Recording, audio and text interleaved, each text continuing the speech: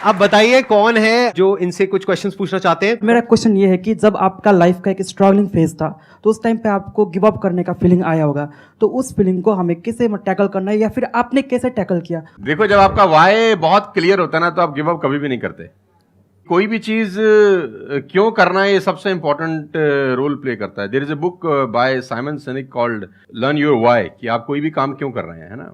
तो अगर आप उस किताब को पढ़ेंगे ना, तो आपको बहुत सारी चीजें सीखने को मिलेंगी। वाई बहुत इंपॉर्टेंट है। मतलब अगर आपका वाई क्लियर है ना, तो कोई भी ऑब्स्टिकल गिराने के बाद, आप गिरने के बाद, नीचे गिरने के बाद आप अपने आप उठ खड़े हो जाते हैं। तो वाई स्ट्रांग होना चाहिए, और वही लोग उठने ही खड़े होते हैं जिनका वाई स्ट्रांग नहीं है।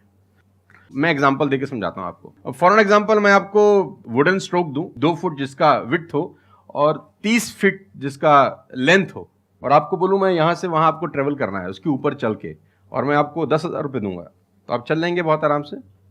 आप सवाल को ट्विस्ट करते हैं। अब उसी फट्टे को मैं 100 माले की 2 बिल्डिंग के बीच में लगा दूं, अब आप चलेंगे? लेकिन मैं अगर आपको अभी भी चलवा दूं तो आप अभी भी चलेंगे। अगर आपको पता हो कि दूसरी बिल्डिंग में आपकी बेटी है और उस बिल्डिंग में आग लग गई है, और मैं आपको 1 रुपया भी नहीं दूंगा, फिर भी आप चलेंगे? बिकॉज आपका वाई क्लियर है।